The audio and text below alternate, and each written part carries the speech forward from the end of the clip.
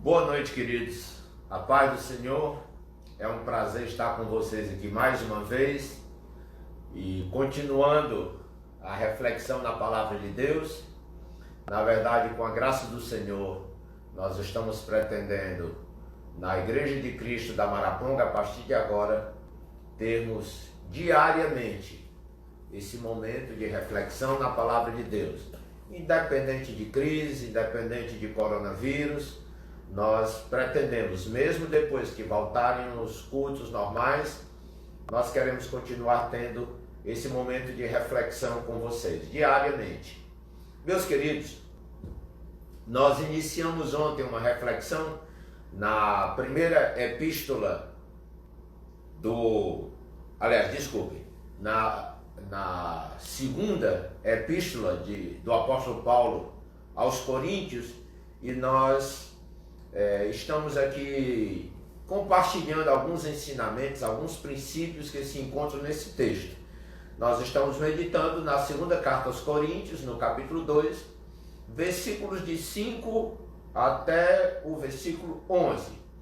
Inicialmente eu pensei que esse seria um sermão de 5 pontos ou 6 pontos, mas aqui traz alguns temas tão importantes, tão preciosos, que é possível que cada um desses pontos acabe se tornando um sermão.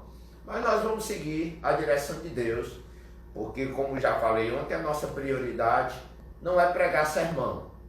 A nossa prioridade é edificar a vida dos irmãos, e não apenas cumprir um esboço ou um cronograma de sermão. Então, meus amados, nós vamos ler mais uma vez o texto que estamos usando como base, e nós vamos hoje desenvolver mais um ponto. Se houver tempo e conforme a inspiração que o Senhor nos der, poderemos também desenvolver outros pontos, se assim for possível. Mas abra então a sua Bíblia e mantenha aberta na segunda carta aos Coríntios, capítulo 2, versículo 5. Vamos ler então. O apóstolo Paulo diz assim: se alguém fez com que alguma pessoa ficasse triste, não fez isso a mim, mas sim a vocês, ou pelo menos a alguns de vocês. Escrevo assim para não ser muito duro com esse homem. Basta o castigo que a maioria já deu a ele. Agora vocês devem perdoá-lo e animá-lo para que ele não fique tão triste que acabe caindo no desespero. Por isso peço que façam com que ele tenha a certeza de que vocês o amam. E foi por isso também que escrevi aquela carta. Eu queria pôr vocês à prova e saber se estão sempre prontos a obedecer aos meus ensinos. Quando vocês perdoam alguém, eu também perdoo. Porque quando eu perdoo, se é que de fato tenho alguma coisa a perdoar, faço isso por causa de vocês, na presença de Cristo, a fim de que Satanás não alcance vantagem sobre nós, pois conhecemos bem os planos dele. Vamos orar, amados. Senhor, pedimos neste momento a tua inspiração, que tu estejas falando conosco, falando ao nosso coração, e nos dando liberdade na tua palavra, para ministrarmos e também para entendermos.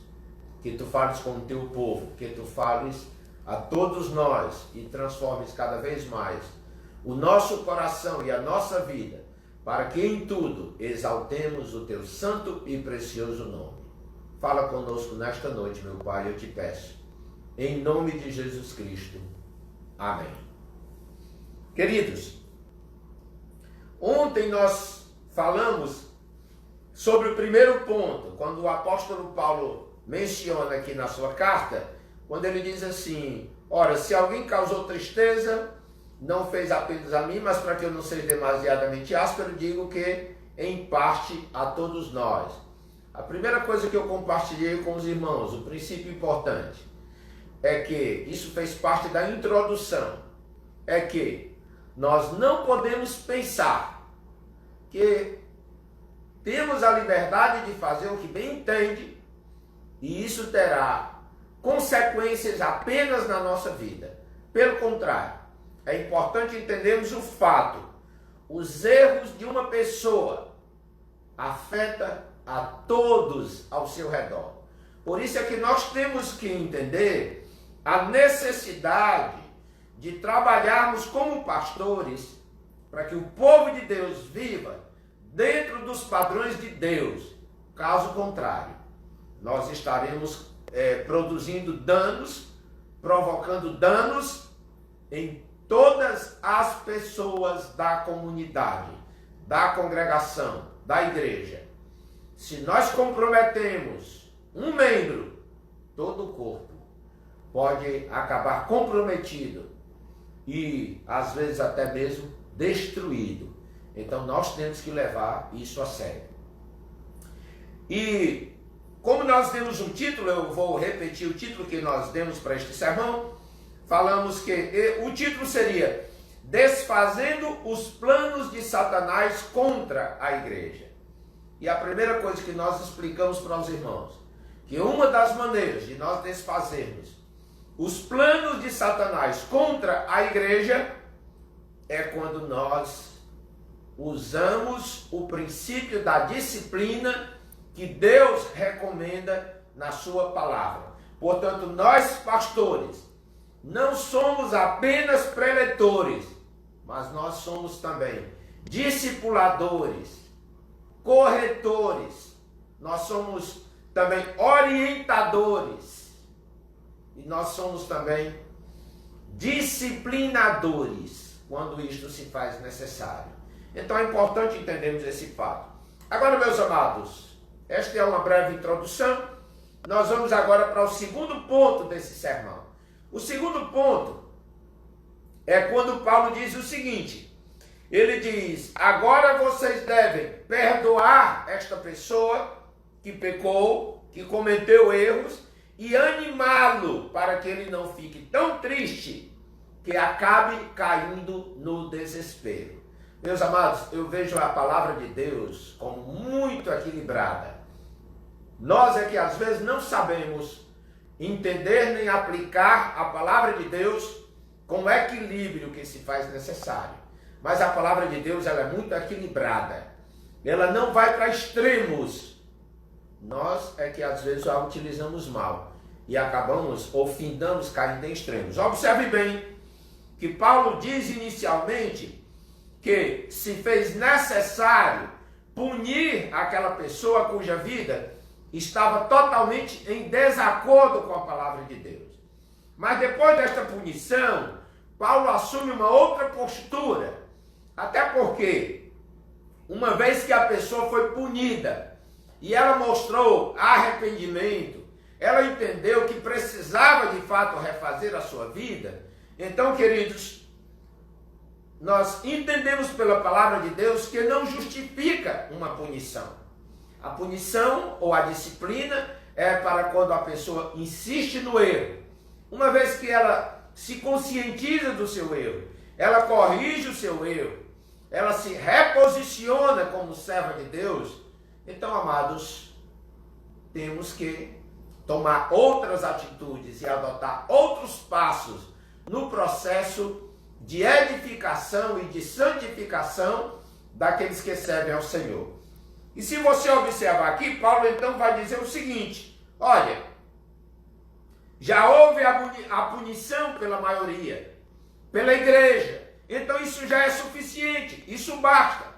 Agora nós devemos adotar um outro procedimento. Nós precisamos animar esta pessoa para que ela não caia na tristeza e ela acabe depois da tristeza indo ao desespero. Meus queridos, isso é tão importante. Inclusive, aqui também nos ensina um processo que muitas pessoas não percebem.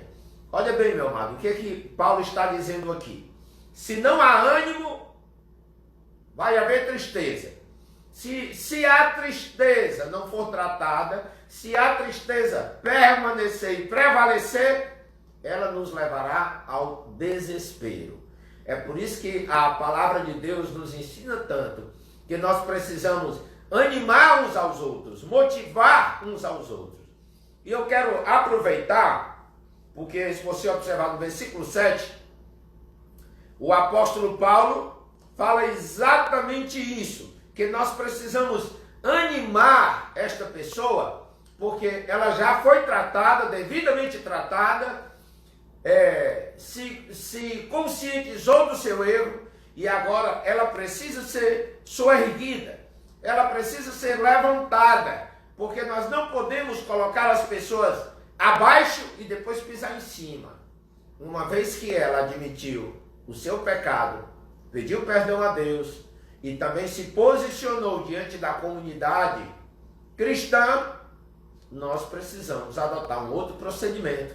E esse procedimento seguinte, o apóstolo Paulo diz que agora animar a pessoa. Agora eu quero compartilhar um pouco com você o sentido bíblico da palavra animar. Vou falar o sentido bíblico e também o sentido corriqueiro na nossa língua da palavra animar. Inclusive eu vou também utilizar essa palavra num sentido que nós nordestinos geralmente utilizamos, que é um pouco diferente daquilo que está no dicionário.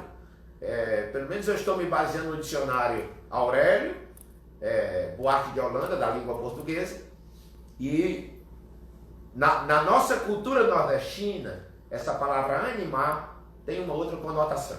Mas observe bem, a palavra animar significa reanimar, significa dar um novo ânimo. Agora, para mim, eu acho que isso não diz muito, porque há uma lição importante quando nós aprendemos uma língua, que nós não podemos explicar uma palavra utilizando a mesma palavra.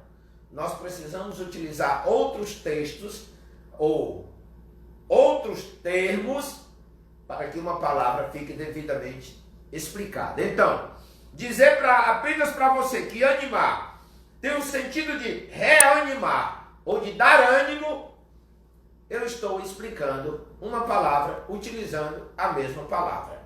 Então, meus amados, eu quero utilizar outros termos e expressões. Animar significa também, biblicamente, dar vida. Significa soprar a vida sobre algo que não tem vida, ou que perdeu a vida. Por isso o sentido do verbo reanimar, que significa animar novamente.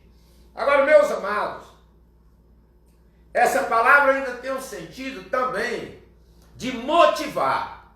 Sabe quando a pessoa perdeu a empolgação, perdeu o amor pela vida, perdeu o significado das coisas importantes, das coisas preciosas, do prazer, da alegria que nós temos na vida e devemos ter, porque a alegria faz parte da vida cristã. Então, quando perdemos isso, nós precisamos ser animados, precisamos animar uns aos outros, para que sejamos então motivados a prosseguir na caminhada, não parar, não desistir, mas prosseguir na caminhada. Agora,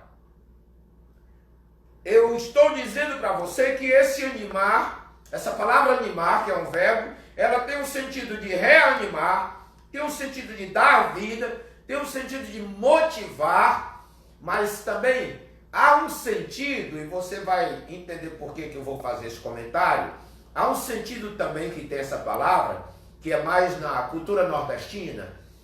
Nós usamos o verbo animar, ou a palavra animar, para se referir a um momento de brincadeira, aquela alegria espontânea que nós temos e é muito característico da cultura nordestina. Não é à toa que os maiores humoristas do Brasil são cearenses. Então, queridos, nós temos muito isso na nossa cultura. Essa palavra, às vezes nós dizemos assim, fulano de tal está muito animado, significa alegre, feliz, está brincalhão. Então eu quero que você entenda também esse sentido por causa de alguns comentários que eu vou fazer aqui. Agora observe. A palavra de Deus está dizendo que nós precisamos animar uns aos outros. Porque quando nós deixamos o desânimo predominar, nós estamos dando vitória a Satanás. Nós estamos deixando que Satanás nos derrote, que Satanás derrote a igreja, que ele cause danos à igreja, porque uma igreja desmotivada, ela não está apta para ser uma igreja adequada e devidamente preparada e fortalecida para um combate contra as forças do mal. Mas eu quero aqui fazer 4 comentários a respeito dessa questão de animar e como os pastores lidam com essa questão de animar a igreja do Senhor. Em primeiro lugar, infelizmente, nós percebemos que há pastores, há líderes, há obreiros, há pessoas que não animam, porque há pessoas que só botam para baixo. Isso não é nada bom. Há pessoas cuja ministração, cuja pregação, cuja maneira de falar e de agir, só desanima a gente, só desmotiva a gente, só bota a gente para baixo, só deixa a gente pior do que já estamos muitas vezes quando não estamos bem. Meus amados, isso é inadequado para uma caminhada motivadora com Deus. Nós precisamos de motivação. Aliás, nós já temos ao nosso redor, continuamente na sociedade, pessoas que parece que têm o prazer, que se especializaram, que se profissionalizaram em botar sempre os outros para baixo. Elas nunca têm uma palavra positiva, nunca têm uma palavra de incentivo, nunca têm uma palavra comemorativa, celebrativa, digamos assim. Elas sempre têm uma palavra que bota você para baixo, que bota você no fundo do poço. E pessoas assim causam a vida pior do que ela já é. Elas acabam terrificando a vida, que já é complicada, causando mais danos do que reparos, mais problemas do que solução. Então, um servo de Deus, um ministro de Deus, um pastor do rebanho do Senhor, ele não pode ser o tipo de pastor, o tipo de pessoa que só bota para baixo. Agora, nós temos outros aspectos dessa questão de motivação, de dar ânimo à igreja, que precisamos também considerar. Porque nós quase sempre vivemos em extremos. Nós temos muita dificuldade de viver um equilíbrio, de viver um ponto médio nas situações da vida. Assim como existem pastores que só botam o rebanho para baixo, também existem pastores que, contrariamente, botam qualquer um para cima. E eu quero que você preste atenção nessa expressão que eu estou utilizando aqui, de qualquer um para cima. Se você observar, a postura de Paulo é muito, muito equilibrada. E nós precisamos aprender com ele. Observe bem, esse irmão da igreja de Corinto, ele comete um pecado seríssimo. Ele teve uma atitude incestuosa. Ele, depois de ter cometido um pecado tão sério, parece que ele estava vivendo na comunidade de Corinto como se nada de sério houvesse acontecido.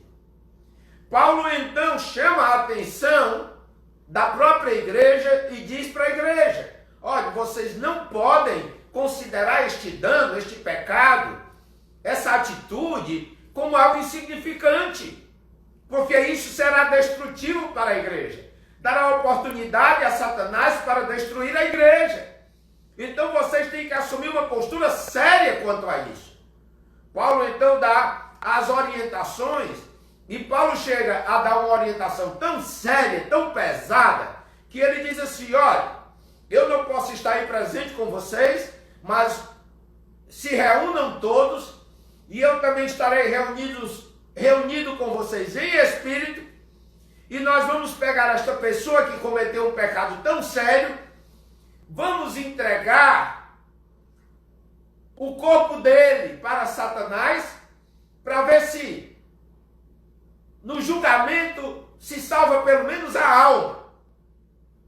Ou seja, para não causar uma confusão em você que está me ouvindo, essa atitude de Paulo seria mais ou menos: vamos deixar que Satanás cause qualquer tipo de dano físico para esta pessoa, para ver se ela, diante dos danos físicos, ela repensa a vida, ela reage, ela toma uma nova postura e que não seja mais uma alma a se perder dentro da igreja. É essa mensagem que Paulo está repassando para a igreja de Corinto. Então, meus amados, depois que Paulo assume essa postura, ele vê então que esse irmão reage positivamente, e é quando Paulo então escreve novamente para a igreja e diz: é necessário que agora vocês, irmãos, animem esta pessoa para que ela não caia em desespero depois de passar por uma profunda tristeza, e então Satanás acabará prevalecendo sobre ela e consequentemente também sobre a igreja. Então, queridos, preste atenção. Existem pastores, como eu já falei, que botam sempre as pessoas para baixo, mas existem pastores que botam qualquer um para cima. E é esse ponto que eu quero agora esclarecer, porque o comentário anterior foi para que você entendesse o que eu vou dizer. Quando eu digo existem pastores que botam qualquer um para cima, o que eu quero dizer é que Paulo teve uma postura equilibrada e ele não é o tipo de pastor que ele motiva pecadores. Paulo é o tipo de pastor que corrige pecadores e motiva aqueles que se arrependeram dos seus pecados e que estão dispostos a viver uma vida nova. Uma vida em que não há mais uma prática de pecado, um compromisso com o pecado, mas existe agora um compromisso em fazer, em viver a vontade de Deus. Infelizmente, amados, nós percebemos na igreja, frequentemente, pastores que dão palavra de ânimo para pessoas que precisariam de uma palavra de correção. Nós precisamos fazer a diferença. Pastores que às vezes desanimam aqueles que precisam de ânimo e pastores que animam aqueles que precisam de correção. Por isso que a administração da palavra de Deus, ela precisa ser muito equilibrada e ela tem que ser dosada para que a cada dia você tenha a medicação certa para a doença também adequada. Nós não podemos, queridos, generalizar e aplicar o mesmo remédio para todos os males. Então, para uma pessoa que está em pecado, não há de haver uma palavra de motivação. Ô irmão, glória a Deus, aleluia, amém. Ô irmão, se alegre. Não, queridos. Paulo diz que nós precisamos chegar e pegar sério. E dizer, não pode continuar assim, meu irmão. Você tem que rever sua vida. Você tem que se corrigir. Você tem que se adequar à palavra de Deus, aos princípios de Deus. Deus vai lhe julgar. Essa é a palavra adequada para uma pessoa que está vivendo em pecado e insistindo no seu pecado. Mas, meus amados, quando a pessoa está já consciente do seu pecado, arrependida do seu pecado, e ela decide abandonar o pecado, a palavra do pastor tem que ser de ânimo, para tirar o irmão daquela condição de tristeza. Porque quando nós pecamos, se somos genuinamente servos de Deus, autenticamente servos de Deus, isso nos traz tristeza, culpa, condenação. O inimigo nos acusa, o inimigo das nossas almas, e tenta nos desmotivar para não prosseguirmos na caminhada do Senhor. É neste momento que o pastor precisa ter uma palavra de ânimo. Mas aquele momento anterior em que a pessoa está no pecado e não quer admitir, não quer se posicionar, não quer se arrepender, não é cabível uma palavra de ânimo, porque isso irá incentivá-la a continuar pecando. E ela será levada a pensar que o seu comportamento inadequado não é tão sério. Mas nós iniciamos esta reflexão compartilhando com os irmãos que os erros de uma pessoa afeta a todos, ou pelo menos a muitos, e portanto nós não podemos animar uma pessoa que está destruindo a tantos. Nós precisamos ter uma postura equilibrada. No entanto, aquele que já se conscientizou, aquele que já caiu a ficha, que percebe que o seu mal não pode prosseguir, e então se arrependeu e abandonou o seu pecado, esta pessoa precisa ser amparada, ela precisa ser motivada, ela precisa ser animada, ela precisa ser tirada desse estágio de desânimo, para que ela então encontre forças para prosseguir na caminhada, conforme a vontade de Deus. Porque a vida cristã não é fácil, não é simples. Aliás, seja a vida cristã, seja a vida secular, não é fácil para ninguém. Mas nós precisamos saber quando botar a casa abaixo e quando reedificar a casa. Porque nós somos, eu estou aqui fazendo uma comparação, nós somos morada do Espírito Santo. Quando o povo de Israel estava bem na sua caminhada com Deus, Deus lhes ajudou e lhes incentivou a construir um templo. Mas quando o povo de Deus se afastou do Senhor, o Senhor disse: não tem sentido esse templo, vou destruí-lo. Nós somos o templo do Espírito Santo. Se nos afastamos de Deus, Deus nos quebranta, Deus nos humilha. E essa palavra quebrantar significa literalmente quebrar, moer em pedaços. Mas quando nós reconhecemos o nosso pecado e nos voltamos para Deus, Deus nos recebe, Deus nos motiva, Deus nos anima, Deus retorna a sua presença para conosco. E nós podemos encontrar novamente alegria no Senhor, porque Ele é a nossa força, Ele é o nosso socorro, Ele é o nosso abrigo. Portanto, meus amados, em primeiro lugar, eu disse para você que tem pastores que só botam os outros para baixo. Mas existem pastores que botam qualquer um para cima. Não podemos colocar qualquer um para cima. Os arrependidos e quebrantados, botamos para cima, porque a Bíblia diz que Deus exalta os humildes. Os arrogantes, em pecado, empedernidos, nós temos que dizer: para aí, te ajeita, te conserta. Tem que passar pelo processo de disciplina. Em terceiro, há pastores que ficam em cima do muro. Assim como há pastores que só botam para baixo, existem pastores que botam qualquer um para cima e existem pastores que ficam em cima do muro. Nem tratam os pecadores e nem animam os desanimados. Não animam os que se arrependeram. Há pastores que têm uma mensagem, têm uma ministração, têm um ensinamento, uma palavra, que você fica sem saber o que é que ele quis dizer. Afinal de contas, onde é que ele quer chegar?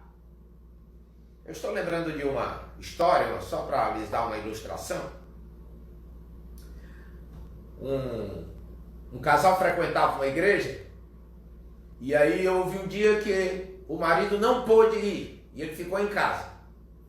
Então a irmã, a esposa dele, foi sozinha para o culto. E quando ela retornou para casa, o marido perguntou: e aí, mulher, como foi o culto? Ela disse: foi muito bom.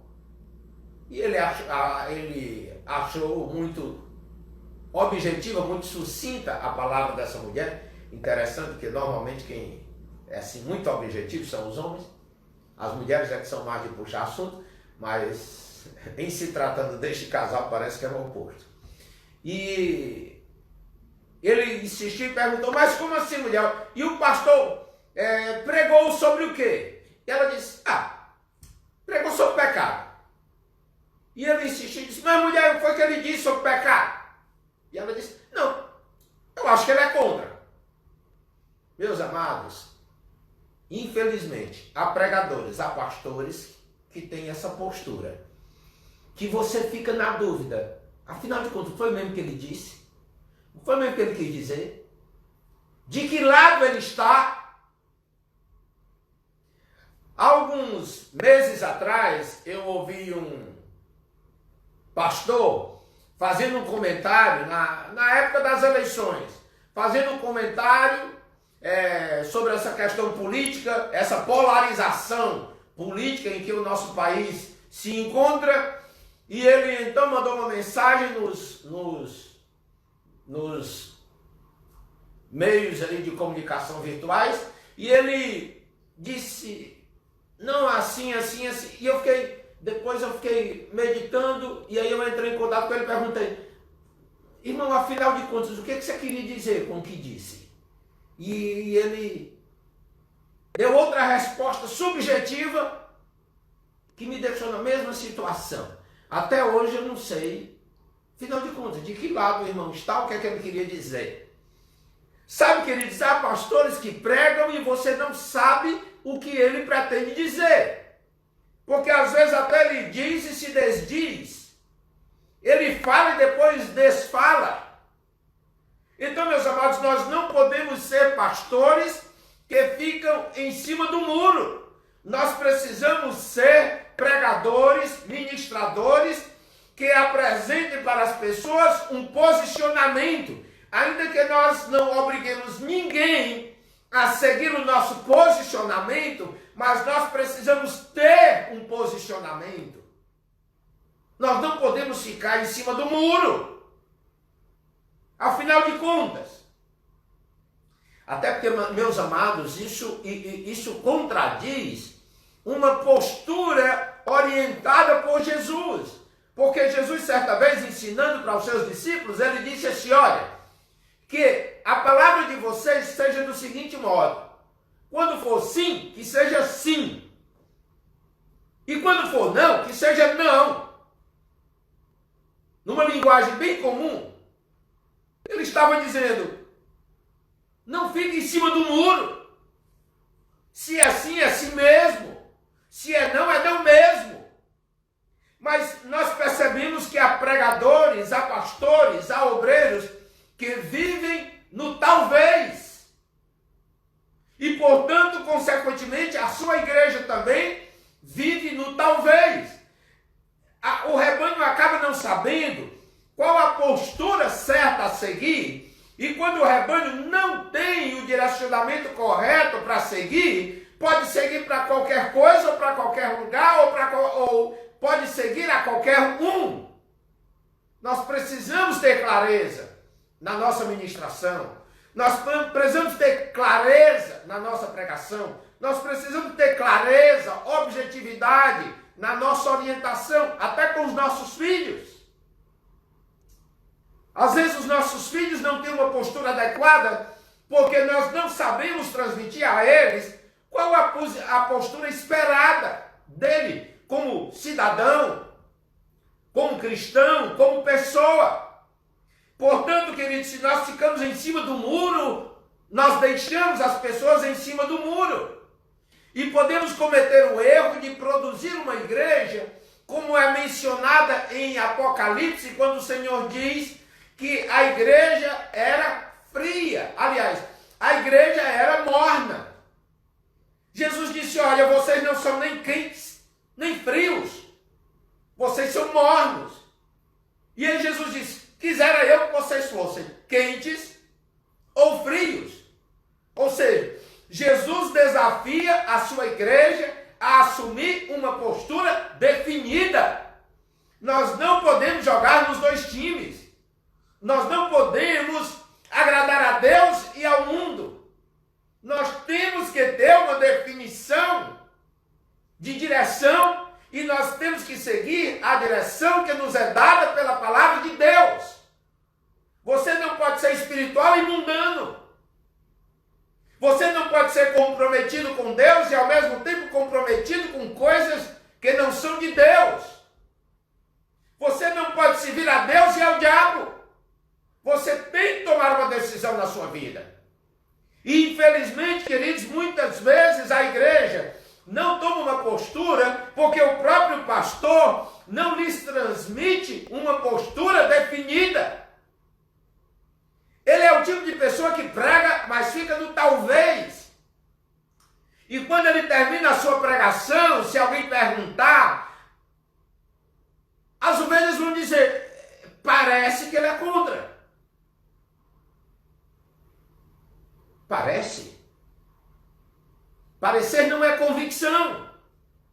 E falta de convicção não nos leva à salvação. Precisamos nos comprometer com uma definição doutrinária, teológica, bíblica, para que a nossa igreja de fato caminhe pelos caminhos bíblicos, pelos caminhos do Senhor. Nós precisamos redefinir e reviver a doutrina dos apóstolos e dos apóstolos de Cristo. Hoje se faz necessário salientar isso, porque nós temos muitas pessoas hoje intituladas apóstolos que nós não sabemos, afinal de contas, de quem são eles apóstolos. Porque às vezes a maneira de viver e o que pregam não parecem ser apóstolos de Cristo.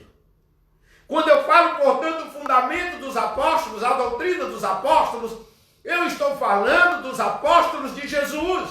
Não é dos apóstolos da atualidade, não é dos apóstolos da modernidade. Porque nós temos homens com títulos de apóstolos, até mulheres com títulos de apóstolos, mas que não têm absolutamente nenhum referencial apostólico, bíblico. E estas pessoas acabam produzindo todo tipo de dano na igreja. E com isso Satanás destrói a obra do Senhor, a igreja do Senhor, e causa tantos e tantos danos. Portanto, meus queridos, os pastores não podem ser pregadores que deixam a igreja, que deixam o povo de Deus em cima do muro. Eles têm que ter uma postura definida e orientar o povo de Deus a se definir em suas posturas. Nós temos que escolher igreja ou mundo, Deus ou diabo. Nós não podemos servir a dois senhores. Jesus deixou isso muito claro. Em quarto lugar, queridos, desenvolvendo esse ponto, ainda falando dessa questão de animar a igreja, nós falamos que há pastores que só botam os outros para baixo. Falamos sobre pastores que botam qualquer um para cima. E nós falamos de pastores que ficam em cima do muro. Não sabem que postura tomar. Mas agora também eu quero que você saiba que ainda existe um outro tipo de pastor. Existem pastores que querem brilhar mais do que as estrelas. Sabe, existem pessoas, independente de pastores ou não, que elas querem brilhar, tirando o brilho dos outros. Há pessoas que querem brilhar apagando os outros, dando sumiço nos outros, roubando a cena dos outros. Meus amados, infelizmente hoje isso é muito presente na nossa cultura evangélica, na nossa cultura cristã. Há pessoas querendo subir derrubando os outros. E nós não podemos ter esse tipo de postura. Certa vez, os discípulos de Jesus chegaram. Eles foram enviados para uma missão e eles retornaram como costumavam fazer. Sempre depois de uma missão, eles sentavam com Jesus para ter uma revisão, para ter uma prestação de contas. E eles chegaram e disseram para Jesus: Senhor, tem aí umas pessoas expulsando o demônio, mas que não andam conosco, não são, vou usar uma linguagem bem comum, bem vulgar, não são da nossa turma.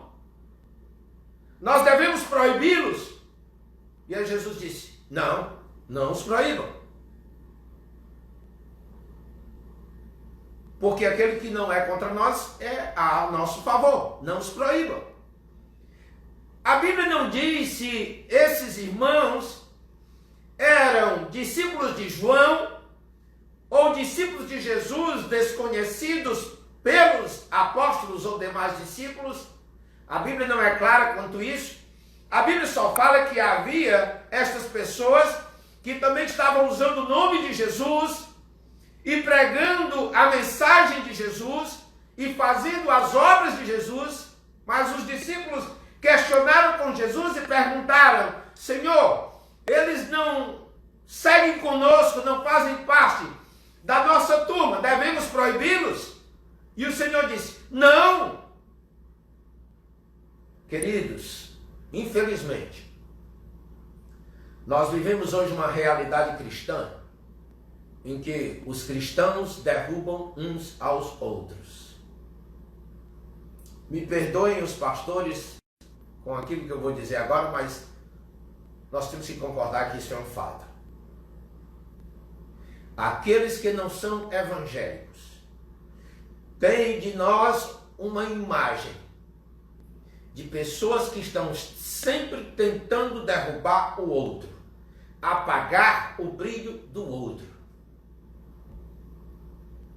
Meus amados, nós não podemos ser esse tipo de líder, esse tipo de obreiro, esse tipo de pastor.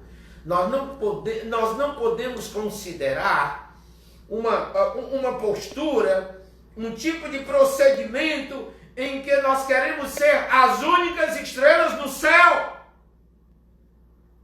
Deus pôs uma constelação no céu.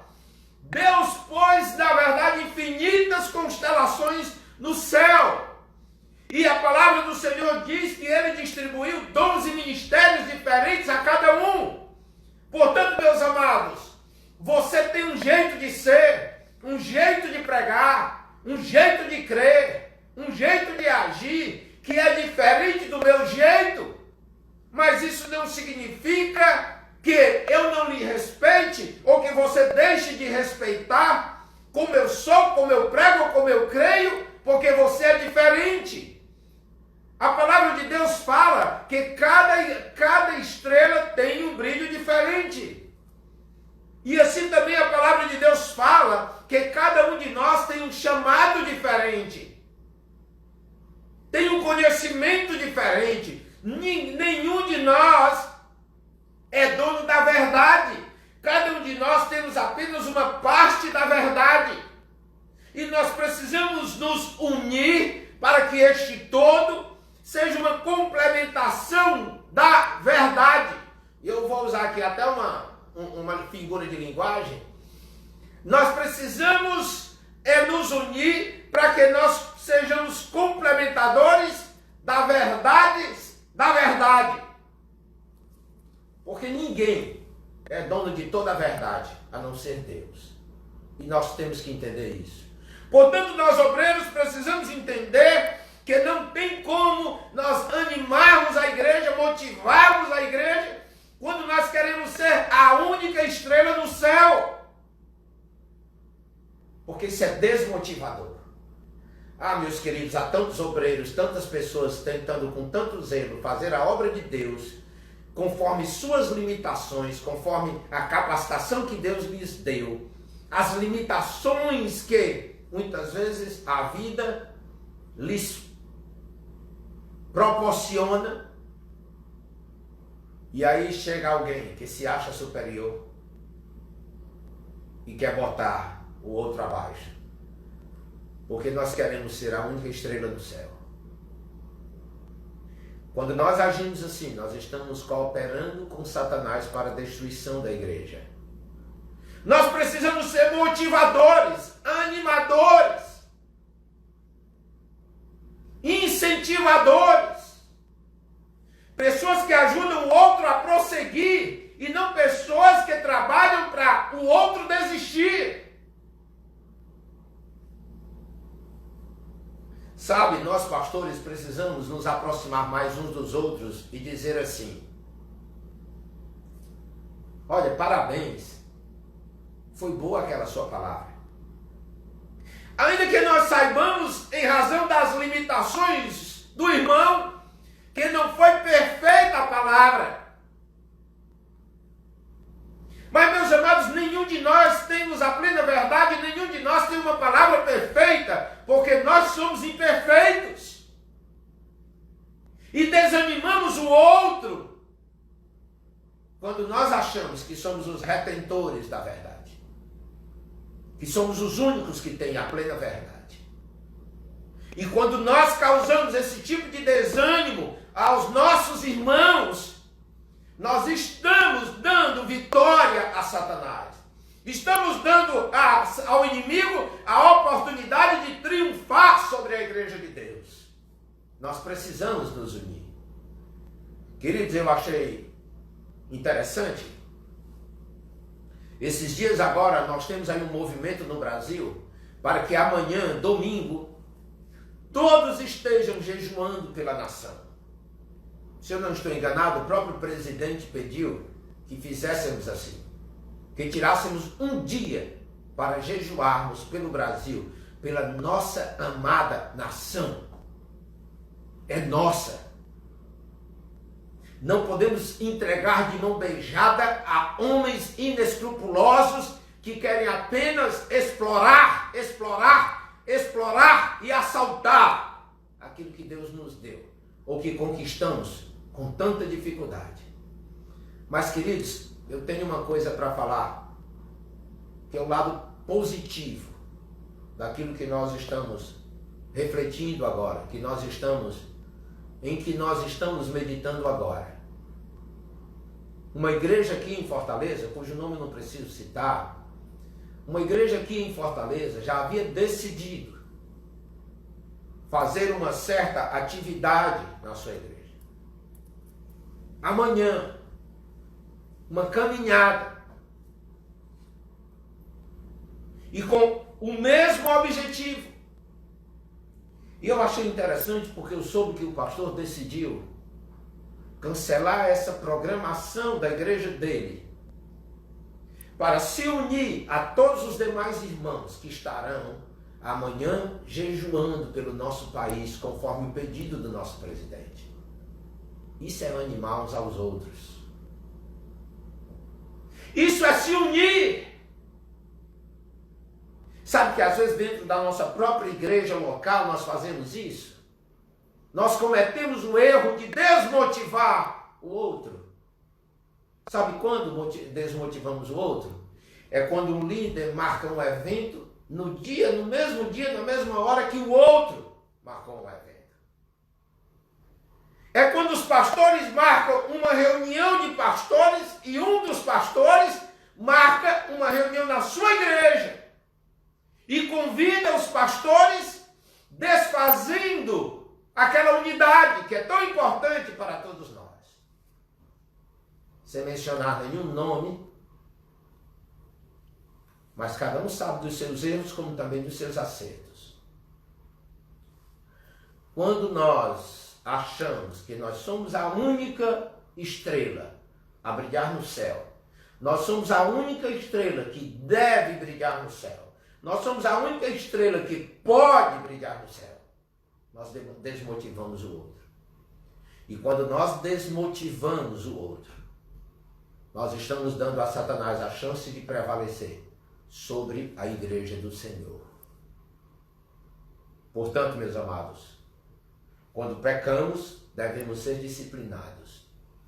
Mas quando nós reconhecemos o nosso pecado e mudamos, precisamos de ânimo, de motivação, de incentivo para prosseguir.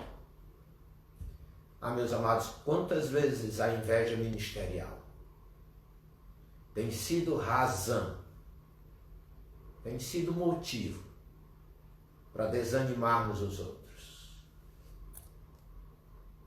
Meus queridos, nós precisamos ser pessoas que ajudem o outro a ir para frente e não pessoas que impeçam o outro de andar. Nós precisamos motivarmos-nos mutuamente, porque todos nós, com todas as nossas limitações, somos parte da igreja do Senhor. Meu amado, se você não consegue andar tão rápido quanto o seu irmão, não use isso como motivo para impedi-lo de andar. Se você não consegue fazer o gol, não puxe a camisa. do outro jogador. Não queira contrapor ou compensar sua incompetência, desqualificando a competência dos outros. Nenhum de nós é a única estrela a brilhar no céu.